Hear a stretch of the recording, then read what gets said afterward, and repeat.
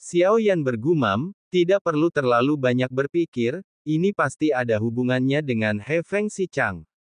Orang yang tampak halus dan bijaksana di luar, semakin mudah didekati dan rendah hati tampaknya, justru sebenarnya paling gelap di dalam. Feng Xichang telah mengenali orang ini dan tidak akan menyerah begitu saja.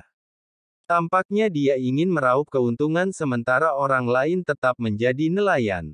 Mata Xiao Yan berkedip sedikit. Jika memang begitu, dia tidak akan membiarkan orang-orang itu mendapatkan keinginannya. Seberkas petir berkumpul dari langit dan kemudian mengalir lurus ke bawah. Naga merah terus-menerus membombardir turun dari langit satu demi satu. Itu sangat mencolok. Adapun guntur itu, Xiao Yan lah yang melepaskannya dengan sengaja. Intinya adalah untuk menarik orang. Adapun 3 orang bersama Xiao Yan. Orang-orang mundur ke belakang. Bersembunyi di belakang lewat metafora, tak lama kemudian suara guntur benar-benar terdengar. Gunturnya begitu menyilaukan di bintang yang sunyi ini sehingga sulit untuk tidak menarik perhatian orang.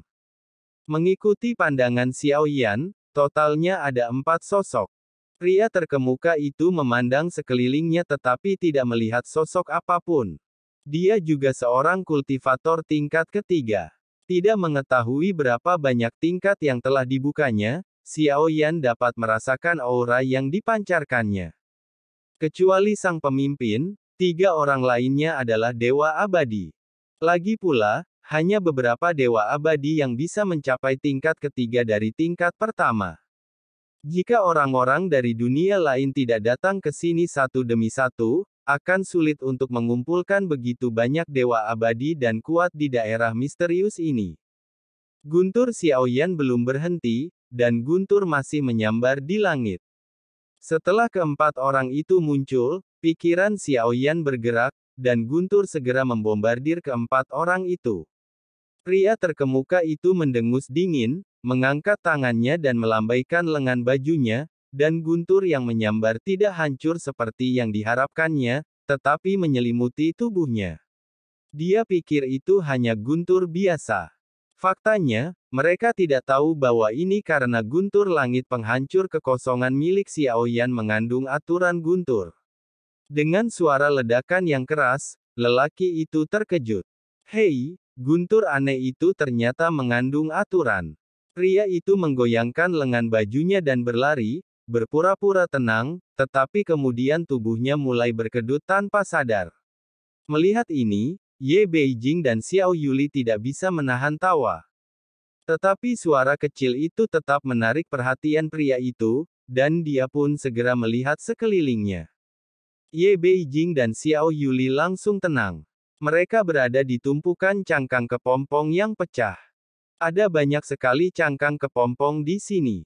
Jika mereka tidak dapat merasakan nafas, akan sulit menemukan keberadaan Xiao Yan dan yang lainnya. Pada saat ini, suara angin bertiup lagi terdengar di udara, dan gelombang kedua orang pun tiba. Jumlah mereka ada 3 orang, dan pemimpinnya bukanlah Feng Xichang, melainkan seorang laki-laki yang mengenakan jubah brokat berlengan yang belum pernah dilihat Xiao Yan sebelumnya, serta sebuah mahkota emas di kepalanya. Melihat pakaian ini, Xiao Yan langsung merasa agak familiar. Mungkinkah ketiga orang ini berasal dari alam ilahi 9 surga? Alam ilahi 9 surga tampaknya memiliki rasa bangga. Pakaian yang dikenakannya juga sangat halus dan indah, dan terlihat sangat jelas. Kedua belah pihak langsung saling berhadapan. Dilihat dari ekspresi tidak bersahabat di kedua belah pihak, mereka tampaknya tidak mengerti apa yang Anda maksud. Anda ingin merampok. Laki-laki yang menjadi pemimpin keempat orang yang datang pertama itu berteriak dengan suara yang dalam. Semuanya berdasarkan kekuatan sendiri, jadi bagaimana mungkin ada pembicaraan tentang merebutnya? Pria berjubah brokat itu mendengus dingin. Mata mereka dipenuhi dengan kebanggaan, dan suasana di kedua belah pihak tegang. Tampaknya perkelahian akan terjadi jika seseorang tidak berhati-hati. Benar sekali. Lalu aku akan mengandalkan kemampuanku sendiri. Setelah berkata demikian, Lelaki berjubah brokat itu segera bergerak dan menyerbu ke arah makhluk beracun itu tanpa ragu-ragu. Keempat orang lainnya tidak peduli dan bergegas masuk seolah-olah mereka takut dirampok. Ledakan. Seperti yang diduga Xiao Yan, bubuk fosfor biru yang dipancarkan Raja Kupu-Kupu menyebar lagi, dan kedua tim yang menyerbu semuanya terlempar ke belakang tanpa kecuali. Lalu mereka semua dibatasi. Tidak peduli bagaimana Anda melangkah maju, pada akhirnya Anda akan kembali ke titik awal. Ayah, sekarang saat yang tepat untuk menyingkirkan mereka. Mata indah Xiao Yuli menyipit, dan dia ingin melancarkan serangan diam-diam sementara semua orang dikunci oleh Raja Kupu-Kupu. Itu yang terbaik. Namun Xiao Yan menggelengkan kepalanya. Membunuh mereka bukanlah tujuannya, tetapi menggunakan kekuatan mereka untuk membunuh Raja Kupu-Kupu adalah kuncinya. Karena mereka semua adalah orang-orang kuat yang telah dikirim ke depan pintu kita, tidak perlu terburu-buru untuk menggunakan mereka. Jika tebakanku benar, Feng Xichang seharusnya mempersiapkan lebih banyak orang daripada mereka berdua. Xiao Yan terus melepaskan guntur. Biarkan posisi ini menjadi tempat yang paling menonjol bagi hati ini. Sesaat kemudian, tiga sosok terbang rendah di langit, dan kemudian dengan hati-hati bersembunyi di dalam cangkang alkali tidak jauh dari Xiao Yan. Ketiga orang ini adalah Feng Xichang, dan cangkang alkali tempat mereka bersembunyi tidak jauh dari Xiao Yan dan yang lainnya, tetapi mereka tidak menyadari keberadaan Xiao Yan. Kekuatan jiwa dari filter anti-inflamasi diam-diam menghilang. Selama kekuatan jiwa Feng Xichang tidak cukup kuat untuk melawan peradangan, dia tidak akan menyadari apapun. Ketiga orang itu hilang. Bagaimana bisa ada guntur di sini? Feng Xichang bergumam, tetapi Xiao Yan mendengar semua yang dikatakannya. Hanya Han Lingchuan dan Lin Ze yang muncul di langit, jadi seharusnya ada tiga tim. Mungkinkah orang tersebut menyadari sesuatu sebelumnya dan pergi atau bersembunyi? Memikirkan hal ini, Feng Xichang menarik napas panjang. Dia melihat sekelilingnya dengan waspada. Akan tetapi, masih terdapat jarak tertentu, dan bagian dalam cangkang alkali tersebut gelap, sehingga cangkang alkali yang banyak di sini sulit dilihat dengan mata telanjang. Dia memiliki metafora, dan jika dia ingin menyembunyikannya, kita tidak punya cara untuk menemukannya.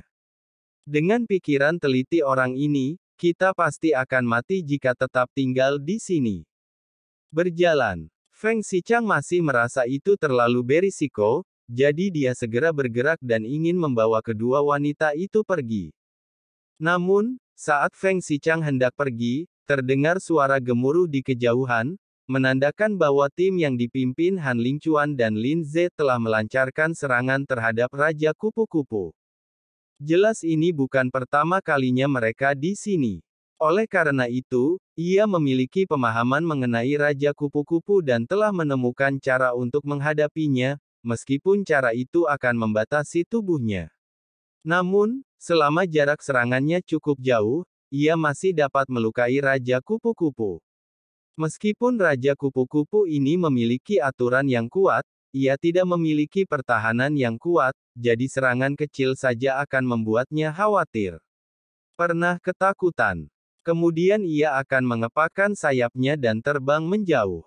Dua berkas cahaya biru menembus dari ujung terjauh, dan sayapnya terlihat perlahan naik lagi. Dia hendak mengepakkan sayapnya dan pergi lagi. Pada saat yang sama, semua sosok di udara memancarkan aura yang kuat.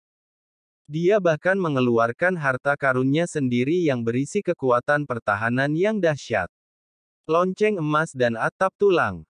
Namun, Feng Xichang dan Xiao Yan telah mengamati jarak perkiraan keruntuhan ruang sebelum pertarungan pertama mereka dengan Raja Kupu-Kupu, dan cangkang kepompong tempat mereka berada tepat di luar keruntuhan, jadi ada kemungkinan besar mereka tidak akan terpengaruh oleh ledakan penguasanya.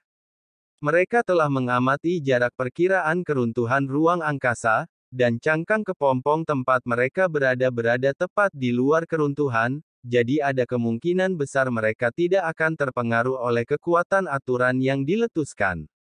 Ledakan, ledakan, ledakan. Kiswangi perlahan menunduk, bagaikan kipas yang lembut. Dalam sekejap, ruang di sini runtuh.